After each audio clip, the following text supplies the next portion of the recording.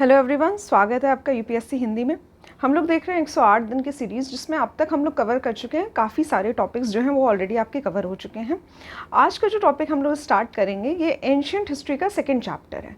ठीक है, तो एंशिएंट हिस्ट्री का फर्स्ट चैप्टर जो है, जिसमें मैंने आपको इंट्रोडक्शन बताया था कि हिस्ट्री के बारे में, हिस्ट्री को कितने प्रकार से डिवाइड किया गया है और क्या मुख्य विषय हैं जिसके बारे में हमको स्टडी करना है और एग्ज़ाम में किस तरह के सवाल जो है वो पूछे जाते हैं।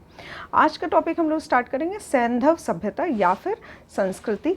सैंधव सभ्यता को ही सिंध सभ्यता या फिर सिंधु घाटी सभ्यता या फिर हड़प्पा सभ्यता कहा जाता है। ठीक है, तो हड़प्पा सिविलाइजेशन, सिंधु घाटी सिविलाइजेशन, ये सभी नाम जो हैं ये जो है आज का ये हमारा टॉपिक है और इसके बारे में हमें पढ़ना है। ठीक है, कई बार रिपीटेड टाइम्स आप लोगों ने ये चैप्टर्स पढ़ चुके होंगे, बट क्योंकि ये रिवीजन सीरीज़ चल रही है और रिवीजन सीरीज़ में हम लोगों को हर टॉपिक जो है वो कवर करना है।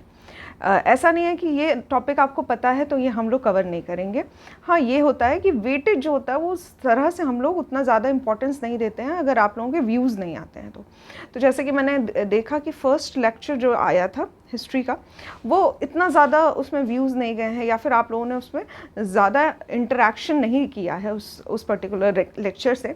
सो आई विल रिक्वेस्ट कि ये जो 108 दिन की सीरीज़ चल रही है ये आपके बेनिफिट के लिए है और आपको पूरी तरह से एग्ज़ाम से पहले प्रिपेयर करवाने के लिए है। ठीक है, तो कोई भी पोर्शन जो है वो स्किप मत करिए, किसी को भी अनइम्पॉर्टेंट मत समझिए कि हाँ ये हमने पढ़ लिया है तो हम इसको दोबारा से नहीं पढ़ सकते हैं। आप अपने पूरे दिन का आधा घंटा जो है वो किसी एक पुरानी चीज़ को जो आप ऑलरेडी पढ़ चुके हैं उसको रिवाइज करने में दे सकते हैं। ठीक है, तो मेरी रिक्वेस्ट ये है कि लेक्चर्स ज़रूर से देखिए। कोई भी टॉपिक, मैं सिर्फ हिस्ट्री की बात नहीं कर रही हूँ या फिर एंशिएंट हिस्ट्री की बात नहीं हो रही है यहाँ पे, कोई भी टॉपिक्स जो आपको 108 दिन की सीरीज़ में पढ़ाया जा रहा है उसको स्किप करने की कोशिश मत करिए, पढ़ लीजिए एक बार। हाँ, आप लोगों के पास ये है कि आप लोग लाइव ना पढ़ के उसको स्पीड फास्ट करके सुन लीजिए, उसको 2 की स्पीड पे लगा लीजिए, 1.5 की स्पीड पे लगा लीजिए, सो दैट कि अगर आप लोग एक बार पढ़ चुके हैं तो वो रिवीजन जो है वो फास्टर हो जाएगा। ठीक है, तो कोई भी सीरीज़ जो है उसको मिस मत करिएगा, बस कहने का मतलब ये था। स्टार्ट करते हैं आज के टॉपिक से, सिंधु घाटी सभ्यता एवं संस्कृति। इसकी खोज जो है ये 1921 में हुई थी। भारतीय पुरातत्व सर्वेक्षण विभाग के जो महानिदेशक थे सर जॉन मार्शल, इनके निर्देशन में, ठीक है, तो यहाँ पे ये डायरेक्टर जनरल हैं किसके, ASI जो Indian archaeological survey of India था, इसके डायरेक्टर जनरल थे सर जॉन मार्शल और इसके डायरेक्टर जो थे वो थे राय बहादुर दयाराम साहनी। ठीक है, तो इसको आप लोग याद कर सकते हैं, दयाराम साहनी के नाम से। इन्होंने 1921 में हड़प्पा सिविलाइजेशन की खोज की थी। हड़प्पा पाकिस्तान के पंजाब प्रांत के मोंटगोमेरी ज़िले में, जिसको वर्तमान में शाहीवाल कहा जाता है, यहाँ पे ये स्थित है।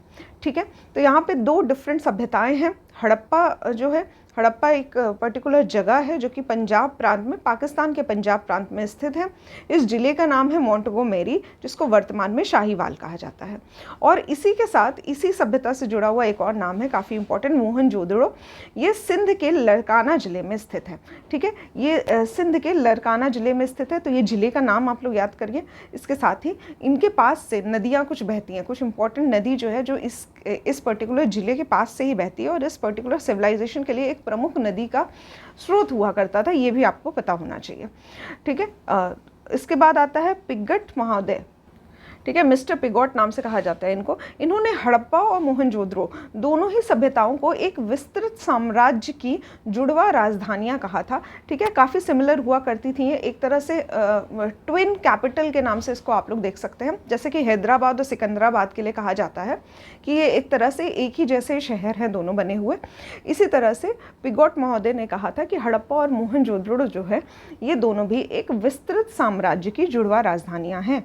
ठीक है, हड़प्पा जो है वो रावी नदी के बाएं तट पर है, ध्यान दीजिएगा इसमें, क्योंकि ये जो तट के लेफ़्ट और राइट जो है ये भी क्वेश्चन पूछे जाते हैं।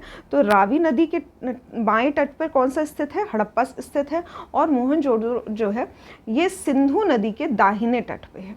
ठीक है, तो सिंधु नदी के दाहिने तट पे मोहनजोदड़ो है, रावी नदी के बाएं तट पर हड़प्पा सिविलाइजेशन जो है वो स्थित है। हड़प्पा सिविलाइजेशन की डिस्ट्रिक्ट और कहाँ पे स्थित है ये क्वेश्चन भी पूछा जाता है, और मोहनजोदड़ो की डिस्ट्रिक्ट और कहाँ पे स्थित है। ठीक है, तो ये प्रश्न जो है जिला, स्थान और नदी, ये तीनों ही चीज़ें आप लोग याद रखिएगा। इसके साथ ही इसका जो नाम है सिंधु सभ्यता, ये जो नाम है ये जॉन मार्शल के द्वारा दिया गया था। अगर इसकी C14 जिसको रेडियो कार्बन कहा जाता है, अगर इस संश्लेषण से कार्बन डेटिंग की जाए तो हड़प्पा सभ्यता की जो तिथि आती है, ठीक है, कार्बन डेटिंग का यूज़ किसमें किया जाता है, जो भी पुरानी चीज़ें हैं, जो भी हम लोगों को एंशिएंट चीज़ें मिलती हैं उनका एज निकालने के लिए कि कितने 100 वर्ष पुरानी हैं, ठीक है, ये निकालने के लिए कार्बन डेटिंग की जाती है। तो C14 का यूज़ किया जाता है। एक नवीन संश्लेषण विश्लेषण पद्धति है, इसके द्वारा हड़प्पा सिविलाइजेशन की जो तिथि मानी गई है वो 2300 ईसा पूर्व से 1700 ईसा पूर्व मानी गई है, ठीक है। अभी ये ईसा पूर्व क्या होता है, किस तरह से ये ऑपोजिट सीक्वेंस में चलता है, ये मैंने आपको लास्ट के लेक्चर में बताया था कि क्योंकि ये बिफोर क्राइस्ट है, BC है, ठीक, तो ये क्या 2300 से 1700 चलेगा, ठीक। और BC जो है वो एक डेट ली जाती है जहाँ पे क्राइस्ट की डेथ हुई है, ठीक है, तो बिफोर क्राइस्ट माना जाता है इसको। क्राइस्ट से पहले ये वर्ष हुआ करता था, तो 2300 से 1700 BC जो है ये माना जाता है हड़प्पा सिविलाइजेशन का डेट। लगभग 2300 ईसा पूर्व से 1900 ईसा पूर्व तक यह सभ्यता अपने विकास की पराकाष्ठा पे थी, ठीक है। तो अगर इन केस कभी आपको डेट जो है वो 2300 से 1900 दिया हुआ है या 2400 भी दिया जाता है, किसी किसी बुक में मैंने ये भी पढ़ा है कि 2400 या इवन 2450 वगैरह, ये सब भी डेट जो दिए जाते हैं, तो एग्जैक्ट जो डेट होती है वो तो किसी को क्लियर नहीं है, बट ड्यूरेशन यही रहा है कि 2300 से 1700 या 1900 में लगभग ये जो सभ्यता थी ये अपने टॉप मोस्ट पॉइंट पे थी, यानी कि अपनी पराकाष्ठा पे थी, डेवलपमेंट ये पराकाष्ठा पे थी। यह सभ्यता मेसोपोटामिया तथा मिस्र की सभ्यताओं से भी समकालीन है, तो कंटेम्पररी माना जाता है। मेसोपोटामिया में भी उस टाइम पे सभ्यता का विकास हुआ था और मिस्र में भी सभ्यता का विकास हुआ था। विभिन्न विद्वानों ने सैंधव सभ्यता की जो तिथि है इसका निर्धारण जो है वो निम्नवत किया है। तो जैसे कि मैंने आपको बताया कि डिफरेंट लोगों की डिफरेंट राय है ईयर्स को लेके। एक बार बस एक रीडिंग मार लेते हैं, क्योंकि इस पे जो है क्वेश्चन जो होते हैं वो ज़्यादा पूछे नहीं जाते हैं, ठीक है। आप अप्रॉक्सीमेट डेट याद रखिए कि लगभग 2300 या 2400 से 1700, ठीक, बस इतना याद रखिए, ठीक है। तो यहाँ पे जॉन मार्शल जो थे इनके द्वारा कहा गया है कि 3250 से 2750 जो है ये इसकी तिथि है। अर्नेस्ट मैके ने कहा है 2800 से 2500। माधव स्वरूप वत्स ने कहा है 3500 से 2500। गैड नाम के व्यक्ति ने कहा है 2350 से 1700। मार्टिमर व्हीलर ने कहा है 2500 से 1700, ठीक है। तो यहाँ पे ये वाला जो है वही सबसे ज़्यादा इम्पॉर्टेंट है और यही मान्यता ज़्यादा है। फेयर सर्विस ने कहा है 2000 से 1500, ठीक है। तो इन सब में बस हमने रीडिंग कर ली है, इसको याद करने की ज़रूरत नहीं है, ठीक है। अब तक इस सभ्यता के अवशेष की बात की जाए तो वो पाकिस्तान में मिलते हैं, पाकिस्तान के पंजाब, सिंध, बलूचिस्तान वाले एरिया में। भारत में देखा जाए तो पंजाब में, गुजरात में, राजस्थान में, हरियाणा में, पश्चिमी उत्तर प्रदेश में, ठीक है। यहाँ पे आलमगीरपुर जो है वो हम लोग देखेंगे कि पश्चिमी उत्तर प्रदेश वाले एरिया में मिलते हैं।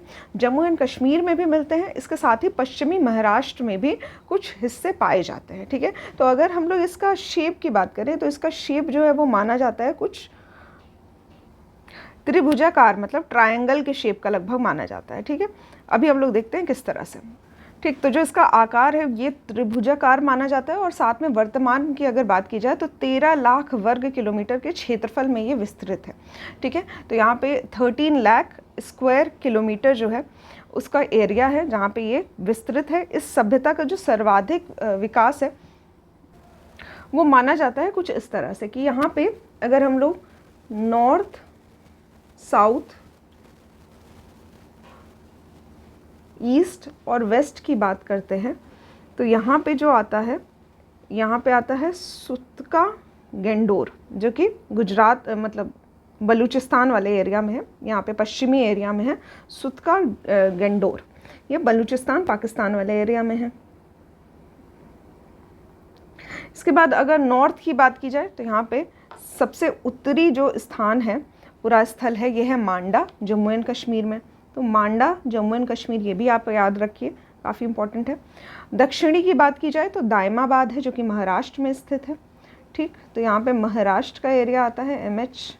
और ईस्टर्न की बात की जाए तो यहाँ पे पूर्वी पूरा स्थल जो है यह है आलमगीरपुर जो कि उत्तर प्रदेश में स्थित है, ठीक। तो ये सभी एरिया जो है इस तरह से लिया जाता है और इस तरह से माना जाता है कि ये एक तरह का ट्रायंगल बनाता है। ठीक, इस तरह से लिया जाता है। इसके साथ ही अगर साक्ष्यों की बात की जाए तो मोहनजोदड़ो की जो जनसंख्या थी वो एक मिश्रित प्रजाति थी, मतलब सिर्फ एक ही प्रकार के लोग नहीं रहते थे, उसमें कई सारी प्रजाति जो थी ये पाई जाती थी, जिसमें से 4 प्रजातियां जो है ये ज्ञात की गई है। पहला है प्रोटो ऑस्ट्रोराइड, जिसको काकेशियन भी कहा जाता है। ठीक है, तो कॉकेशियस एक पर्वत है, इसके आसपास के जो लोग होते हैं इनको काकेशियन कहा जाता है। और इस तरह से प्रोटो एस्ट्रॉइड लोग जो थे ये प्रथम प्रजाति थी यहाँ पे पाई जाने वाली मोहनजोदड़ो में। दूसरा था भूमध्य सागरी, यानी कि मेडिटेरेनियन के जो एरिया के लोग थे, मेडिटेरेनियन सी के, वहाँ के भी रीजन के कुछ लोग जो थे वो यहाँ पे निवास करते थे। इसके साथ ही अल्पाइन और मंगोलॉइड, ठीक, ये सभी प्रजातियां जो है ये पाई जाती हैं मोहनजोदड़ो में। और इसके जो अधिकांश निवासी थे ये भूमध्य सागरी थे।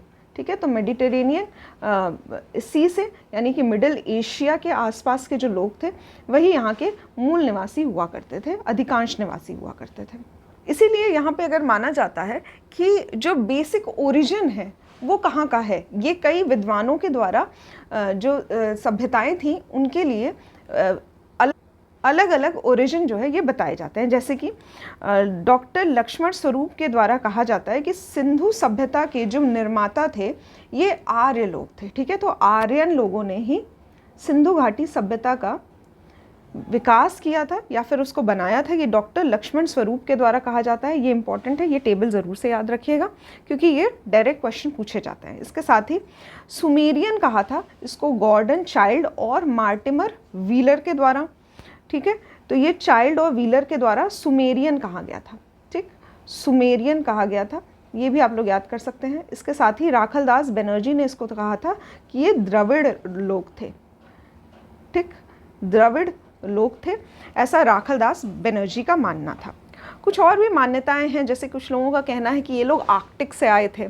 ठीक, कुछ लोगों का मानना है कि ये सभी लोग मिडिल ईस्ट से आए थे या मंगोलिया से आए थे। तो इस तरह से विभिन्न जो है ये जानकारियाँ पाई जाती है। अगर आप लोग क्वेश्चन सॉल्व करेंगे तो आप लोगों को पता चलेगा कि किसने कहा था कि ये सभी लोग जो थे या आर्कटिक से आए थे या फिर मिडिल ईस्ट से आए थे। तो यहाँ पे कमेंट बॉक्स में ज़रूर से बताइएगा कि किसके द्वारा कहा गया था। ठीक है, तो इनके द्वारा एक किताब भी लिखी गई थी, आर्कटिक होम टू वेदास। ठीक, यहाँ पे आर्यन लोगों की बात हो रही है, यहाँ पे करेक्ट करना चाहूँगी मैं इसको, सिंधु सभ्यता के लोगों की बात नहीं हो रही थी। इन पर्टिकुलर व्यक्ति के द्वारा आर्कटिक होम टू वेदास की बात कही गई है, यानी कि आर्यन लोग जो थे, जो कि हम लोग नेक्स्ट लेक्चर में पढ़ेंगे, इनके बारे में ये कहा गया था। नाम भी मैं बता देती हूँ आपको, कन्फ्यूजन नहीं होगी। बाल गंगाधर तिलक के द्वारा ये कहा गया था कि आर्यन लोग जो थे ये आर्कटिक से आए थे। ठीक है, यहाँ पे मैं इसको फिर से रिकरेक्ट कर रही हूँ। यहाँ पे सिंधु सभ्यता के जो निर्माता है वो 3 आप लोग याद रखिए, आर्य, सुमेरियन, द्रविड़। ठीक है, इसके साथ ही मेडिटेरेनियन सी के आसपास या फिर मिडिल एशिया जो है वहाँ से माना जाता है कि इनका उद्गम हुआ था और वहाँ से ये लोग जो थे ट्रैवल करते करते यहाँ पे हड़प्पा सिविलाइजेशन या फिर मोहनजोदड़ो सिविलाइजेशन का जो था स्थापना करते हैं। ठीक, तो यहाँ पे डॉक्टर लक्ष्मण स्वरूप ने कहा था कि ये आर्य थे, चाइल्ड और व्हीलर ने कहा था ये सुमेरियन थे और राखलदास बनर्जी ने कहा था ये द्रविड़ थे। इसके साथ ही सिंधु घाटी के जिन नगरों की खुदाई की गई उन्हें निम्नलिखित वर्गों में वर्गीकृत किया गया था। तो एक था केंद्रीय नगर, जिसको सेंट्रल सिटी कहा जाएगा। ठीक है, तो सेंट्रल सिटी था। उसके बाद तटीय नगर थे, यानी कि कोस्टल सिटीज़ थे, और पोर्ट भी हुआ करते थे, और इसके साथ ही अन्य नगर और कस्बे हुआ करते थे। ठीक है, तो सेंट्रल केंद्रीय नगर, तटीय नगर और पत्तन, और अन्य नगर और कस्बे, 3 पार्ट्स में इन जगहों को डिवाइड किया गया था। हड़प्पा के जो टीले एवं ध्वंस अवशेष जो मिले हैं इनके विषय में सर्वप्रथम जानकारी जो है ये 1826 में चार्ल्स मेसन ने दी थी। ठीक है। तो 1826 में पहली बार इसकी जानकारी होती है और 1921 में इसका उत्खनन जो है वो किया जाता है। वर्ष 1920-21 में दयाराम साहनी के नेतृत्व में पंजाब पाकिस्तान के तत्कालीन जो मोंटगोमेरी साहिवाल ज़िला था, यहाँ पे रावी नदी के बाएं तट पर स्थित हड़प्पा का सर्वेक्षण जो है वो स्टार्ट किया गया था। ठीक है। इसके साथ ही वर्ष 1920 से 21 में और 1933 से 34 में माधव स्वरूप वत्स ने मर व्हीलर के साथ मिलके एक व्यापक रूप से उत्खनन करने का प्रयास किया था। ठीक है। तो यहाँ पे याद रखिएगा कि सबसे पहला नेतृत्व जो है वो दयाराम साहनी के द्वारा लिया गया, बाद में माधव स्वरूप वत्स भी आते हैं और व्हीलर जो है वो भी सहयोग में आते हैं, और इनका जो टाइम पीरियड है वो 1920 से 1933 के बीच में है। हड़प्पा से जो भी प्राप्त अवशेष मिले हैं उसमें दो प्रकार की चीज़ें देखी गई है, एक नगर टीला हुआ करता था और एक दुर्ग टीला हुआ करता था। ठीक है। तो एक लोअर पोर्शन हुआ करता था और एक अपर पोर्शन हुआ करता था, जिसको दुर्ग टीला कहा जाता था। ठीक है। दुर्ग मतलब कि कैसल जो हुआ करता था वो थोड़ा ऊंचा हुआ करता था। यहाँ से कुछ और भी अवशेष मिले हैं, जैसे कि 6 कक्षों की 2 पंक्तियों में निर्मित कुल 12 कक्षों वाले एक अन्नागार की अवशेष भी मिले हैं। तो इसको ग्रेनरी कहा जाता है। इसके भी अवशेष मिले हैं। किस तरह मिले हैं? तो यहाँ पे कुछ 6 कमरे इधर और 6 कमरे इधर, यानी कि टोटल 12 कमरे जो हैं वो 2 पंक्तियों में मिले हैं ग्रीनरी के रूप में। इसके साथ ही हड़प्पा के सामान्य आवास क्षेत्र के दक्षिण में एक ऐसा कब्रिस्तान स्थित है जिसे समाधि R37 नाम दिया गया है। ठीक है। तो R37 है क्या? ये एक तरह की समाधि है। कहाँ पे मिली है? ये हड़प्पा सिविलाइजेशन में मिली है। इसके साथ ही नगर की रक्षा के लिए पश्चिम की ओर स्थित दुर्ग टीले को व्हीलर ने माउंट एबी की संज्ञा दी है। ठीक है। तो माउंट एबी नाम से जाना जाता है दुर्ग पे स्थित जो टीला है। ठीक। तो ये सभी बातें जो है ये हड़प्पा सिविलाइजेशन के बारे में हमने किया। सबसे पहला चीज़ आपको याद रखना है कि 2 हिस्से में विभाजित था पूरा नगर, एक नगर टीला हुआ करता था और एक दुर्ग टीला हुआ करता था। इसके साथ ही एक ग्रेनरी मिली है, मतलब यहाँ पे एक अन्नागार मिला है जो कि 6 कक्षों का था, 2 पंक्तियों में था, यानी कि टोटल 12 था।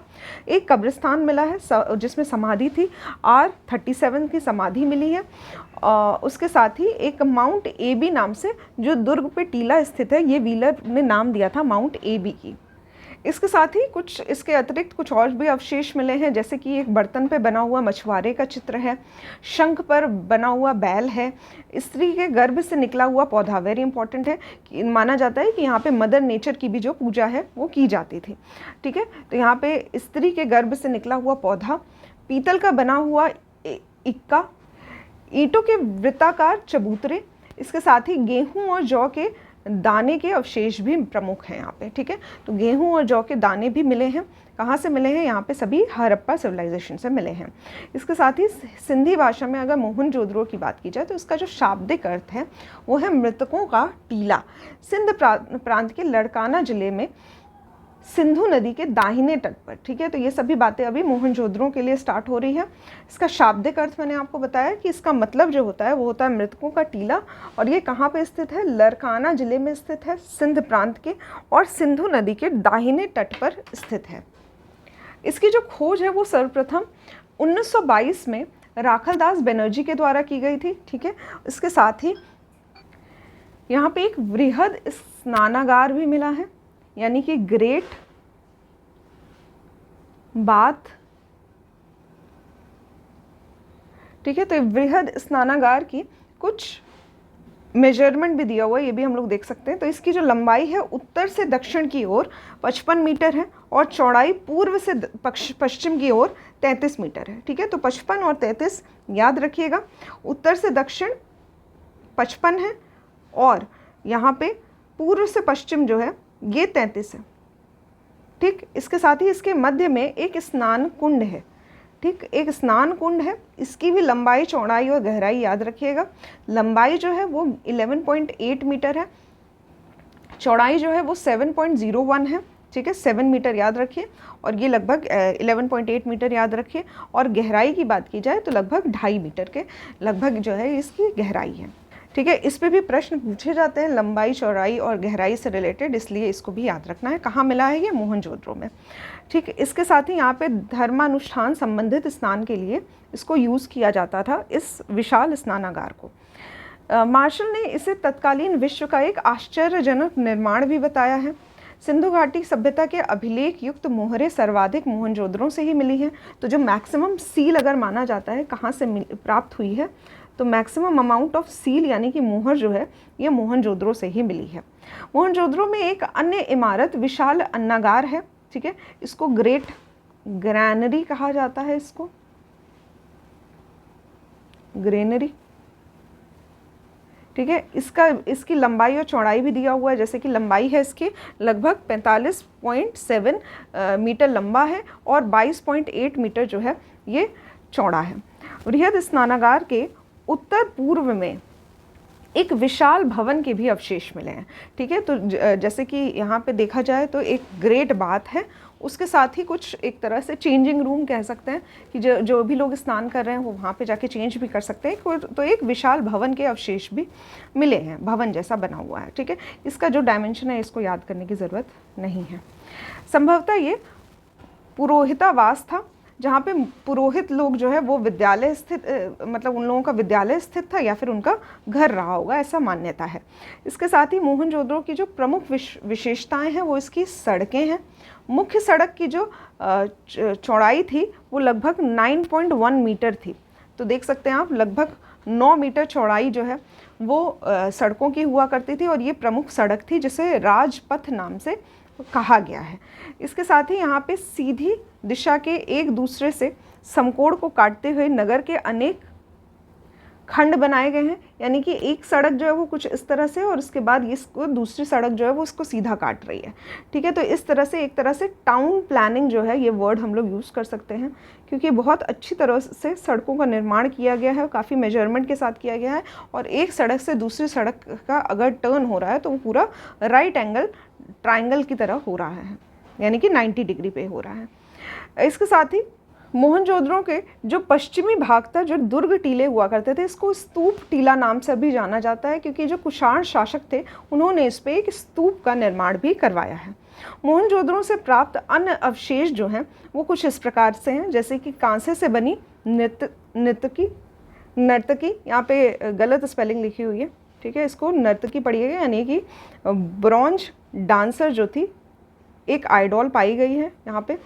इसके साथ ही एक पुजारी योगी की मूर्ति पाई गई है। मुद्रा पे अंकित जो है ये पशुपतिनाथ की मूर्ति पाई गई है। तो जो सील थी उस पे पशुपतिनाथ यानी कि शिव की मूर्ति पाई गई है। कुंभकारों के 6 भट्टे भी पाए गए हैं। सूती कपड़ा पाया गया है और इसके साथ ही हाथी का कपाल खंड पाया गया है। इससे माना जाता है कि हाथी के अवशेष मिले हैं, इसलिए वहाँ पे एलिफेंट जो था वो एज अ एनिमल भी हुआ करता था।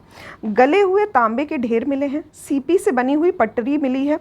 अंतिम स्तर पर बिखरे हुए एवं कुओं से प्राप्त नर कंकाल मिले हैं। ठीक, घोड़े के दांत भी मिले हैं। माना जाता है कि घोड़े के अवशेष भी हैं, लेकिन घोड़े जो थे वो व्यापक तौर पे बहुत यूज़ नहीं किए जाते थे। घोड़ों का ज़्यादातर यूज़ जो है ये आर्यंस के टाइम पे हम लोग देखेंगे। तो माना जा सकता है कि कई जगहों पे घोड़े के अवशेष मिले हैं, और भी जगहों पे आप लोग देखेंगे लेटर ऑन। अभी हम लोग पढ़ेंगे लोथल में, लोथल के आसपास भी जो है घोड़े के दांत मिले हैं। इसके साथ ही गीली मिट्टी पर कपड़ों के साक्ष्य मिले हैं। ठीक, तो ये सभी आप लोग याद कर सकते हैं। ये मोहनजोदड़ो के अवशेष हैं। सबसे इम्पॉर्टेंट है यहाँ पे ब्रॉन्ज डांसर के आइडॉल और साथ ही पुजारी योगी की मूर्ति।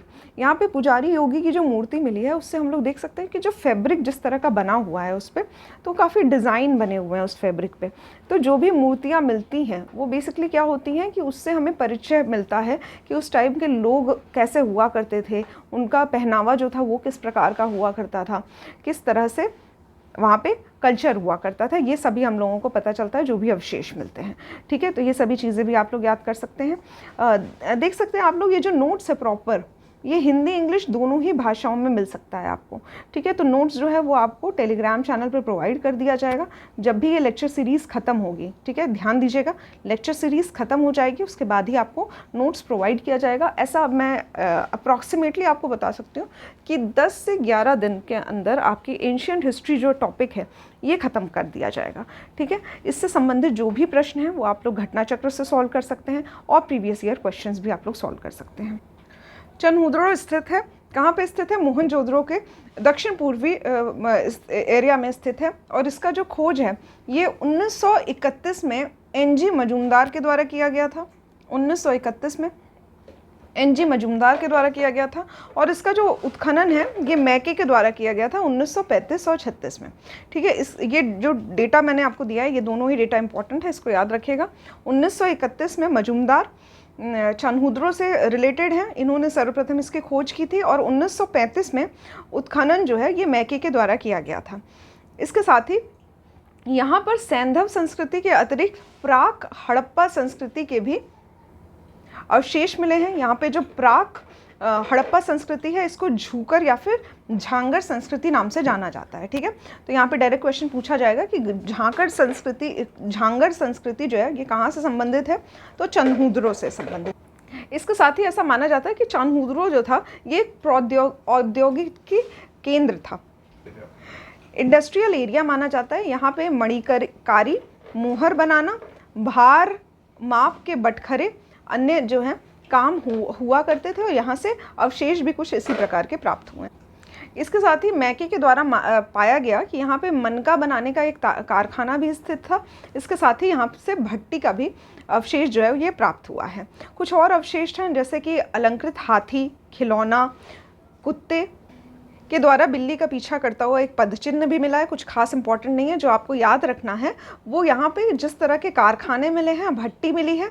इसके साथ ही एक बहुत महत्वपूर्ण चीज़ है, सौंदर्य प्रसाधन के लिए प्रयुक्त लिपस्टिक मिली है, ठीक है। तो ये सबसे इम्पॉर्टेंट है क्योंकि यहाँ पे जो हमें कल्चर के बारे में पता चल रहा है कि यहाँ की जो महिलाएँ थीं वो सौंदर्य प्रसाधन वाली चीज़ें जो थी वो भी यूज़ किया करती थी। तो यहाँ पे लिपस्टिक मिली है।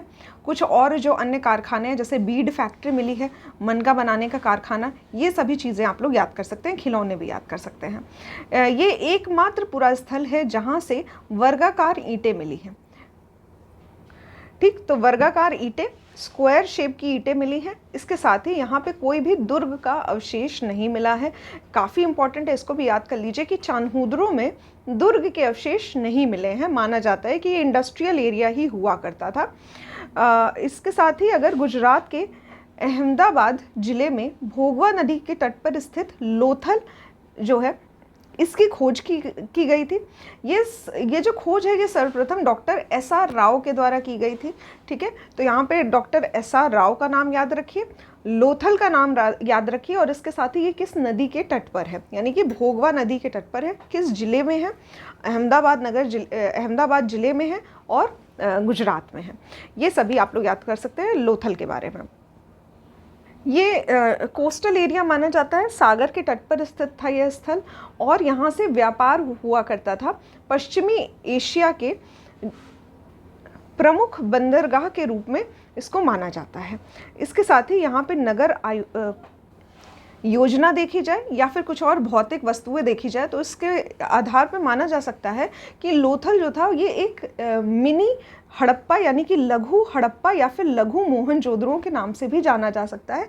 यानी कि एक स्मॉल एरिया में सेम वैसा ही स्ट्रक्चर था जैसे कि हड़प्पा और मोहनजोदड़ो जो कि ट्विन सिटीज़ मानी जाती है, उसी जैसा स्ट्रक्चर इसका हुआ करता था। क्योंकि ये स्मॉल एरिया में था इसलिए इसको लघु हड़प्पा या फिर लघु मोहनजोदड़ो कहा जाता है। यहाँ से कुछ मुद्रा या सील जो है ये फारस की भी मिली है। पक्के रंग के रंगे हुए पात्र मिले हैं जिससे पता चलता है कि बाहर से भी इनका व्यापार होता था और यहाँ पे जो चीज़ें इंपोर्ट होके आई हैं उनके भी कुछ अवशेष जो मिले हैं, ठीक है। तो एक्सपोर्ट होता था और साथ ही वहाँ से भी इंपोर्ट होके आती थी चीज़ें। लोथल में गढ़ी और नगर दोनों ही एक रक्षा प्राचीर से घिरे हुए हैं, ठीक है। यहाँ के लोथल की जो सबसे प्रमुख विशेषता है ये जहाज़ों का गोदीबाड़ा स्थित है, यानी कि डॉकयार्ड जो है वो स्थित है जहाँ पे जहाज़ों को खड़ा किया जाता था। यहाँ से प्राप्त अन्य महत्वपूर्ण अवशेष हैं जैसे कि धान यानी कि चावल और बाजरे के साक्ष्य मिले हैं, फारस की मोहर मिली है। ऑलरेडी मैंने आपको बताया था घोड़े के कुछ साक्ष्य जो हैं वो मिलते रहे हैं, लेकिन घोड़े जो थे ये प्रमुख एनिमल के रूप में यहाँ पे इम्पॉर्टेंट नहीं है। ठीक, तो घोड़े की लघु मूर्ति मिली है। इसके साथ ही 3 युगल समाधियाँ जो हैं वो एक साथ मिली हैं। ठीक है, तो 3 समाधियाँ एक साथ होने के अवशेष जो हैं ये कहाँ से मिले हैं? लोथल से मिले हैं। नेक्स्ट है इम्पॉर्टेंट कालीबंगा, जो कि राजस्थान के हनुमानगढ़ी में स्थित है।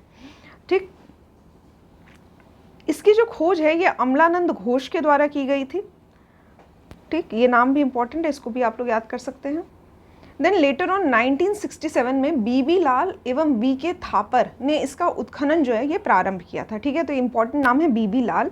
ये भी पूछा जाता है किससे संबंधित है? 1961 में कालीबंगा राजस्थान में इन्होंने उत्खनन किया था। ऐसा माना जाता है कि यहाँ पे जो दुर्ग हैं उनके टीलों पे सैंधव सभ्यता के होने के अवशेष मिलते हैं। मोहनजोदड़ो की बात की जाए तो वहाँ पे पक्की ईंटों के भवन मिले हैं, बट अगर कालीबंगा की बात की जाए तो यहाँ पे कच्ची ईंटों के भवन जो हैं ये प्राप्त हुए हैं। तो माना जा सकता है ये एक तरह का गाँव हुआ करता था, और क्योंकि हड़प्पा सिविलाइजेशन या फिर जो मोहनजोदड़ो सिविलाइजेशन काफ़ी अर्बन हुआ करती थी, काफ़ी शहरी नगर हुआ करते थे, यहाँ पे नगरीय व्यवस्था हुआ करती थी, बट कालीबंगा जो था वो एक तरह का गांव हुआ करता था। यहाँ पे कच्ची ईंटों से बने अवशेष भी है मिले हैं। पक्की ईंटों का प्रयोग केवल नालियाँ बनाने में होता था, कुओं और स्नानागार बनाने में किया जाता था। ठीक, तो ये सभी बातें जो है ये आप लोग याद कर सकते हैं कालीबंगा राजस्थान के बारे में। इसके साथ ही यहाँ पे जुते हुए खेत के साक्ष्य मिले हैं, काफ़ी इंपॉर्टेंट है, इस पर भी क्वेश्चन पूछा जाता है कि जुते हुए खेत के साक्ष्य कहाँ मिले हैं। ये मिले हैं कालीबंगा से, और इनकी जो जुताई थी ये थोड़ी आड़ी तिरछी हो रखी थी। मोहनजोदड़ो और हड़प्पा सभ्यता की तरह ही यहाँ पे भी 2 टीले मिले हैं जिनके सुरक्षा दीवारों से जो कि सुरक्षा दीवारों से घिरे हुए हैं। इसके साथ ही यहाँ पे नाम देख सकते हैं आप लोग, कालीबंगा जो नाम है कालीबंगा, ये माना जाता है कि यहाँ पे काली चूड़ियों के अवशेष मिले हैं, इसलिए इसका नाम जो है ये कालीबंगा रखा गया है। यहाँ पे भूकंप आने के साक्ष्य भी मिले हैं।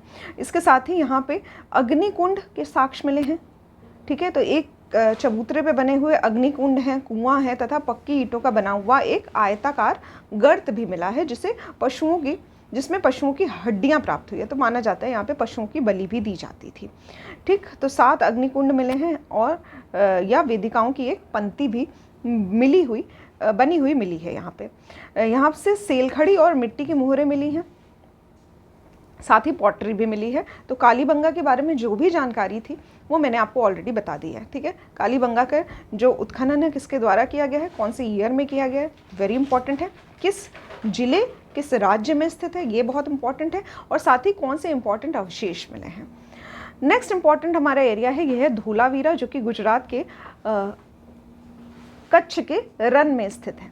इसका जो सर्वप्रथम खोज है वो जेपी जोशी के द्वारा की गई थी, 1967-68 में की गई थी। इसके बाद आर.एस. बिष्ट के द्वारा व्यापक पैमाने पे इसका उत्खनन किया गया था 1990 से 91 के बीच में। ठीक है, तो धोलावीरा के बारे में आप लोग याद कर सकते, दोनों ही नाम जो है वो काफ़ी। धोलावीरा के बारे में जो सबसे इम्पॉर्टेंट चीज़ है कि यहाँ पे जो नगर थे वो 2 भाग में विभाजित नहीं थे। अक्सर हमने देखा कि एक दुर्ग है मेन एरिया, और बाकी जो है वो नगर है थोड़ा ऊंचा एरिया है और निचला एरिया है। इस तरह से इंग्लिश में देखा जाए तो एक कासल है और एक सिटाडल है, जो कि सिटी हुआ करती थी। बट यहाँ पे धोलावीरा में जो नगर है वो 3 भागों में विभाजित है। एक है किला, दूसरा है मध्य नगर, और तीसरा है निचला नगर। ठीक, तो ये भी क्वेश्चन पूछा जाता है कि कौन सी जगह है जहाँ पे जो सिटी है वो 3 पार्ट्स में विभाजित है। इसके साथ ही यहाँ पे एक विशाल जलाशय भी मिला है। तो यहाँ पे माना जा सकता है कि वाटर रिजर्वॉयर मिला है, यानी कि वाटर मैनेजमेंट या फिर वाटर कंजर्वेशन जैसी चीज़ें भी यहाँ के साक्ष्य जो हैं वो मिले हैं। इसके साथ ही यहाँ पे एक उन्नत जल प्रबंधन व्यवस्था से परिचित थे यहाँ के लोग। इसके साथ ही यहाँ पे हड़प्पा लिपि के बड़े आकार के 10 चिन्हों वाला एक शिलालेख मिला है। ठीक, तो ये बड़ा शिलालेख मिला है। नेक्स्ट इम्पॉर्टेंट है सुरकोटदा, ये भी गुजरात के कच्छ जिले में ही स्थित है। यह नगर जो है ये 2 भागों में विभाजित है, जैसे कि मैंने ऑलरेडी बताया कि एक दुर्ग हुआ करता था और बाकी एक नगर हुआ करता था। तो ये सुरकोटदा जो है ये भी गुजरात में ही स्थित है। यहाँ पे भी कुछ विशेष अवशेष मिले हैं, जैसे कि यहाँ के कब्रिस्तान से कलश शवाधान के साक्ष्य मिले हैं।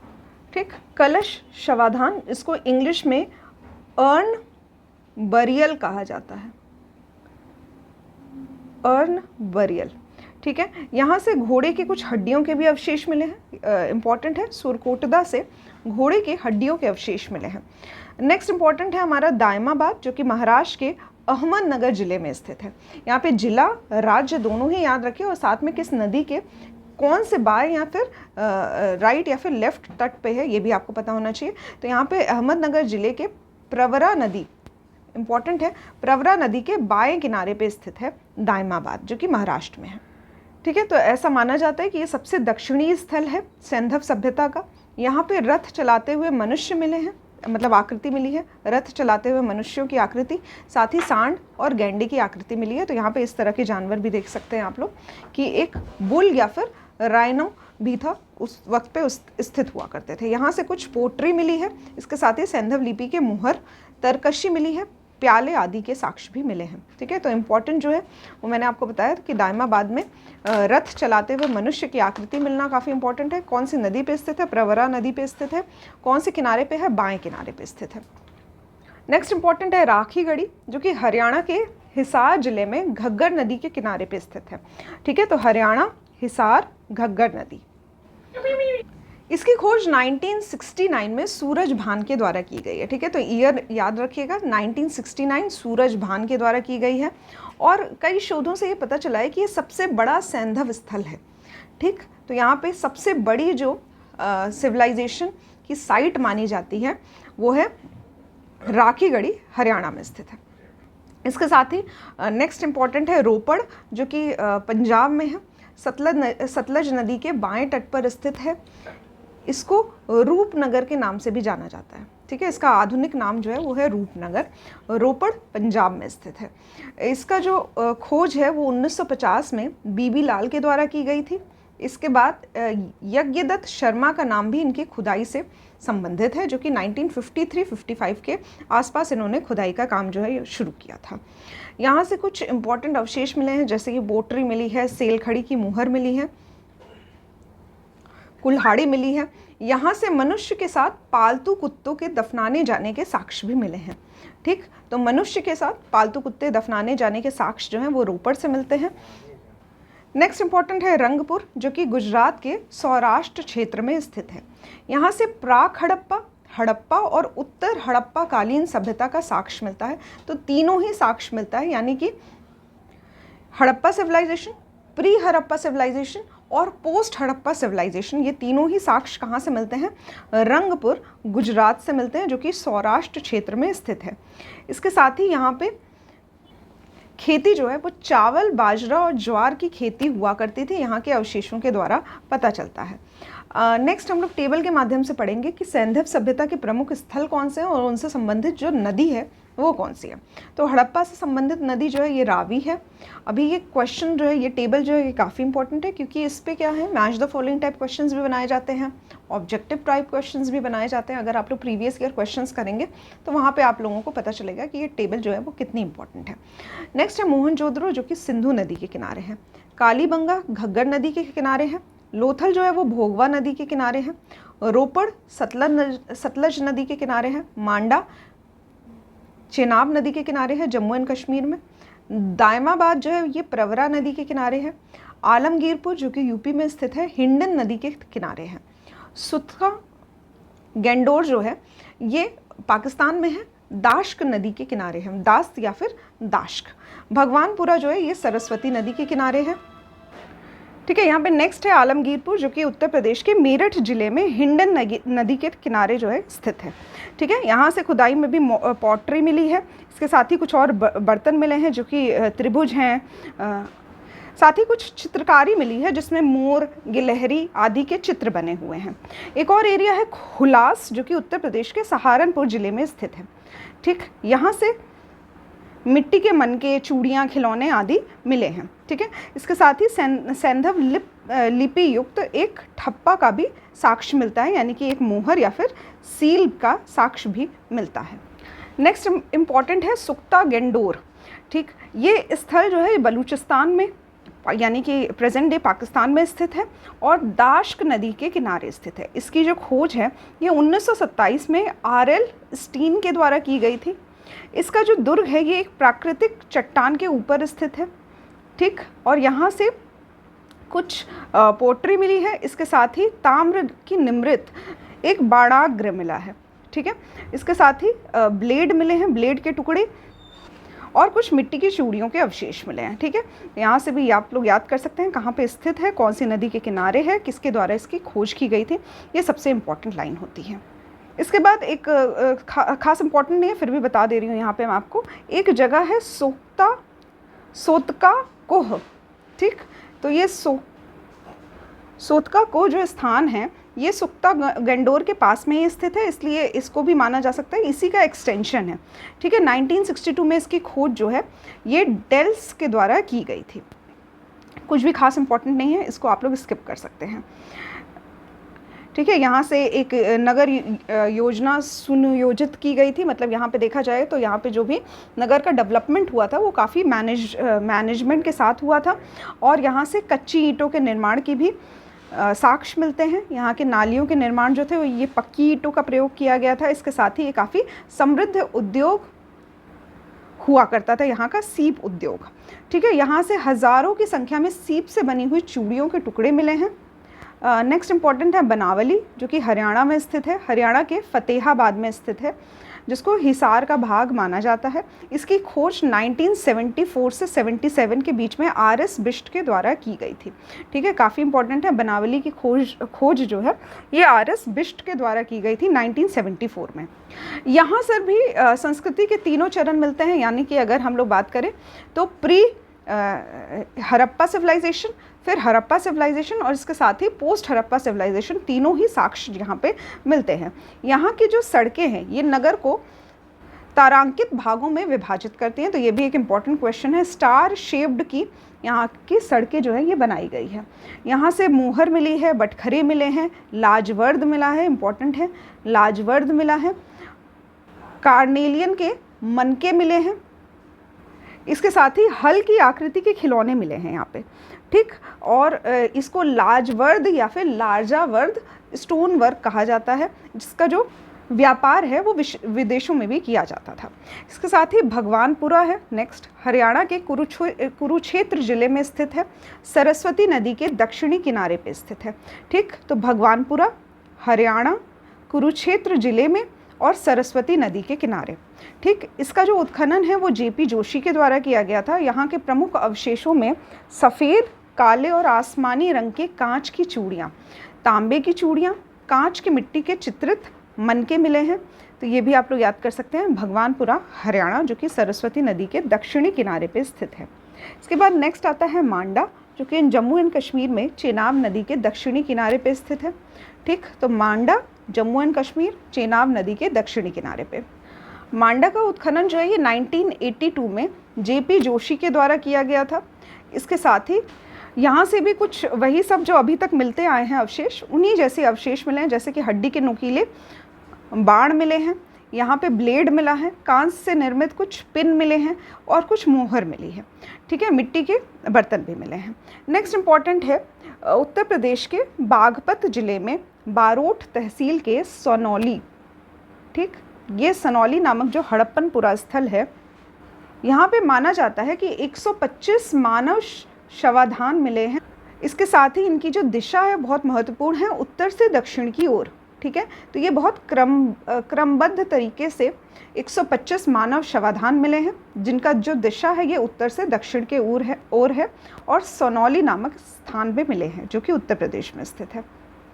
नेक्स्ट अगर हम लोग बात करें मिस्र की सभ्यता की, तो इसका विकास जो है वो नील नदी के किनारे होता है और नील नदी को मिस्र का उपहार भी माना जाता है।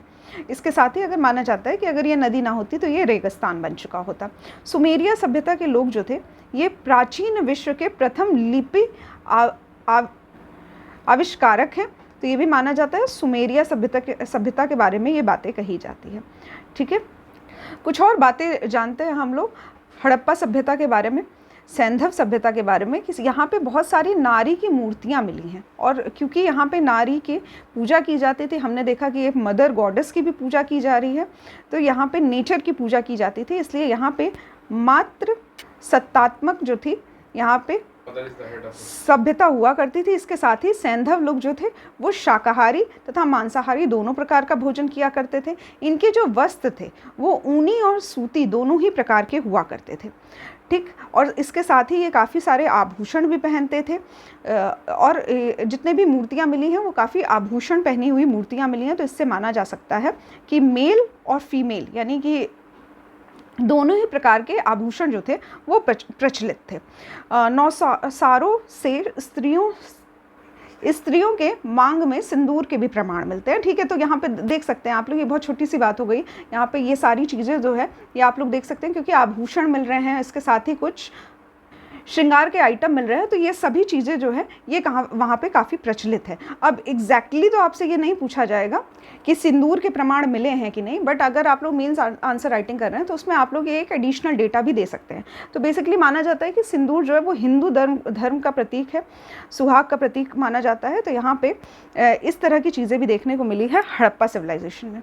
इसके साथ ही पासा जो खेलना जो होता है ये यहाँ का एक प्रमुख खेल हुआ करता था। यहाँ के लोग जो थे ये खाद्यान्न में गेहूं और जौ का इस्तेमाल किया करते थे। इसके साथ ही चावल के भी अवशेष मिले हैं, जैसे रंगपुर में धान की भूसी मिली है, लोथल में भी चावल के अवशेष मिले हैं, ठीक है। तो यहाँ पे गेहूं, जौ, चावल इन सभी से ये लोग परिचित थे, ठीक। लोथल में वृत्ताकार चक्की भी मिली है जिसके 2 पार्ट थे। तो यहाँ पे चक्की का भी प्रबंध है, यानी कि गेहूं से आटा भी बनाया जाता था, या फिर जो भी अन्न थे इसको पीसा भी जाने का भी प्रबंध किया गया था। इसके साथ ही सूती वस्त्रों के अवशेष मिले हैं। यहाँ के जो निवासी थे वो कपास उगाना भी जानते थे, ठीक। तो ये भी देख सकते हैं आप, कॉटन का एग्रीकल्चर स्टार्ट हो चुका था, और सर्वप्रथम कपास की खेती का प्रारंभ जो है वो सैंधव निवासियों के द्वारा किया गया था। भारत से कपास जो है ये यूनान भेजी जाती थी। तो ऐसा माना जाता है कि भारत में जो कपास की खेती है वो लगभग 3000 ईसा पूर्व से स्टार्ट हो गई थी, जबकि मिस्र के माने जाए तो 2500 ईसा पूर्व से ये शुरू होता है।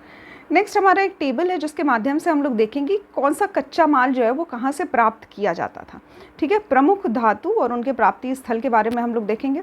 तो तांबा जो है ये खेतड़ी, राजस्थान और बलूचिस्तान से मंगवाया जाता था, तांबे का उपयोग किया जाता था। लाजवर्द जो है ये बदख्शा, अफ़गानिस्तान से आता था। फ़िरोज़ा और टिन ये ईरान से आते थे। चांदी का जो धातु था ये राजस्थान के जावर और अजमेर खानों से, ठीक है, और साथ ही अफ़गानिस्तान और ईरान से भी मंगवाया जाता था चांदी। सीसा अफ़गानिस्तान और अजमेर से। शिलाजीत जो है ये हिमालय से आता था। इसके साथ ही गोमेद जो है ये गुजरात से मंगवाया जाता था, ठीक। तो क्योंकि ऑर्नामेंट्स काफ़ी पहने जाते हैं और ये सभी चीज़ें जो हैं वो एज अ ऑर्नामेंट्स या फिर मेटल यूज़ किया जाता था, इससे कुछ सजावटी सामान बनाने के कार्य में आता था, तो इसलिए यहाँ से व्यापार किया जाता था इन सभी चीज़ों का। इसके साथ ही सैंधव निवासियों का आंतरिक एवं बाह्य व्यापार जो था वो काफ़ी उन्नत व्यवस्थित था।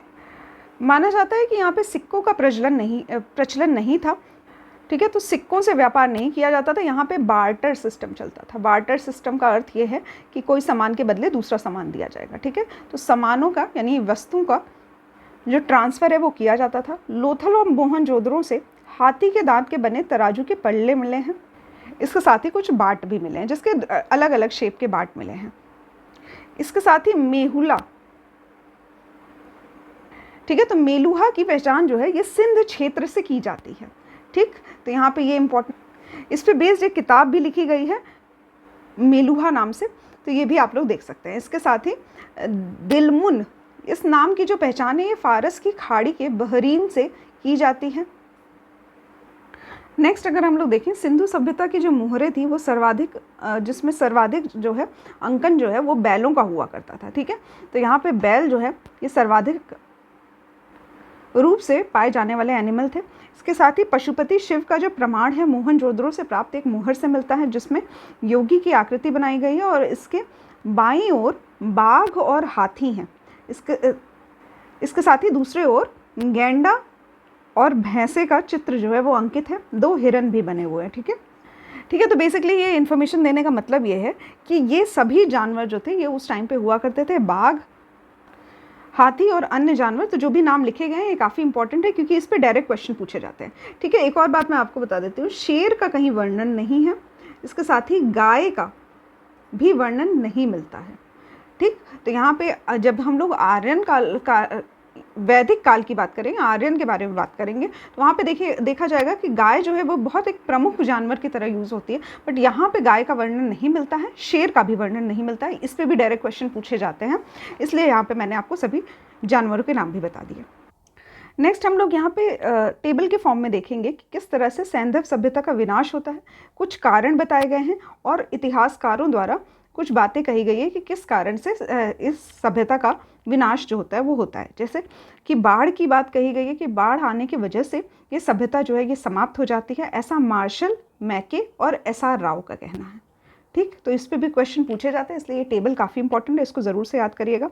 इसके साथ ही ऐसा माना जाता है कि आर्यों का आक्रमण हो गया था, ऐसा चाइल्ड, व्हीलर और स्टुअर्ट पिगट के द्वारा कहा जाता है कि आर्यों के आक्रमण के द्वारा इस सभ्यता का विनाश हो जाता है। फिर क्लाइमेट चेंज या फिर जलवायु परिवर्तन, ऐसा कहा गया था ऑरेल स्टीन के द्वारा और अमलानंद घोष के द्वारा ऐसी बातें कही गई थी। इसके साथ ही नेक्स्ट कारण है भूतात्विक परिवर्तन, ऐसा SR साहनी, HT लैम्ब्रिक और GF डेल्स के द्वारा कहा गया है। ठीक है, कुछ खास इंपॉर्टेंट नहीं है, इसको आप लोग स्किप कर सकते हैं। जलवायु परिवर्तन इंपॉर्टेंट है, आर्यों का आक्रमण इंपॉर्टेंट है और साथ ही बाढ़।